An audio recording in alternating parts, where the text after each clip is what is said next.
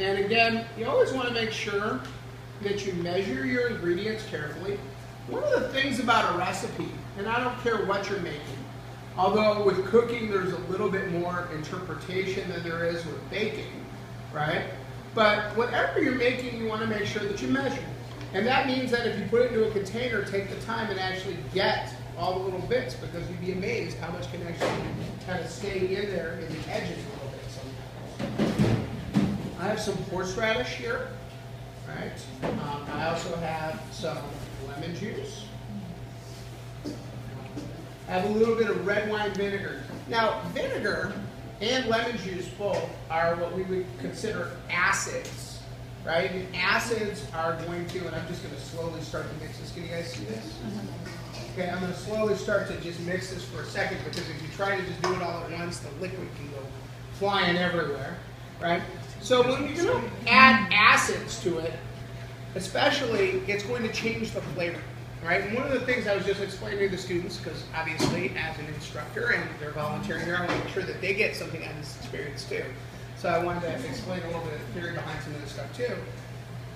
When you're going to make a dressing, okay, we want to think about the fact, I'm not going to just sit there and eat spoonfuls of dressing, although I've seen some restaurants where people order extra ranch dressing on the side, and they consider it like, you know, I was joking around, I said to the students, it's like a social lubricant. It's better than a shot of tequila. They're just sitting there with the ranch dressing, dipping. I need some bread. I'm going to rub it around the plate a little bit.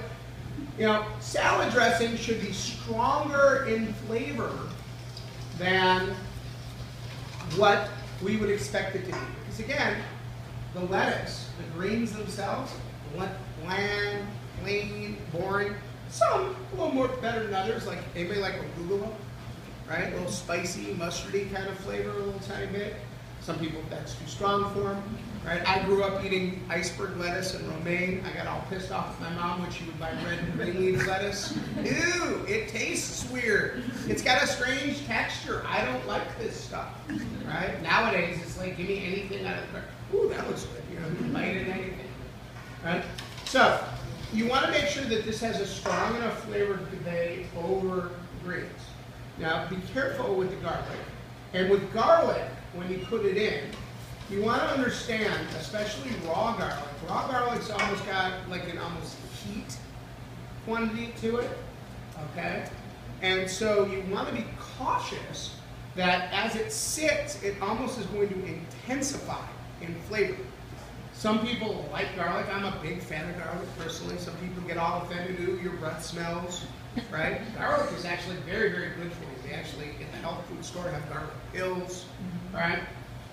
We're also going to add a little bit of ground black pepper to this. This particular dressing, I don't usually actually put salt in.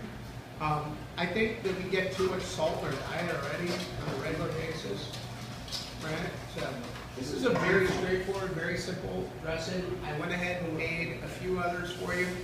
Always want to, whenever we make something, give it a taste. It's nice. That is a little garlicky. Right? So, I now have my dressing done. I can go ahead and put this aside. And my pre-made lovely container right here. And now I'm going to go ahead and toss my greens. Now for this particular salad, I'm using what's called mesclun, which is a mixture of some different greens. And the thing that you want to understand, this is what I would consider a relatively heavy dressing, right?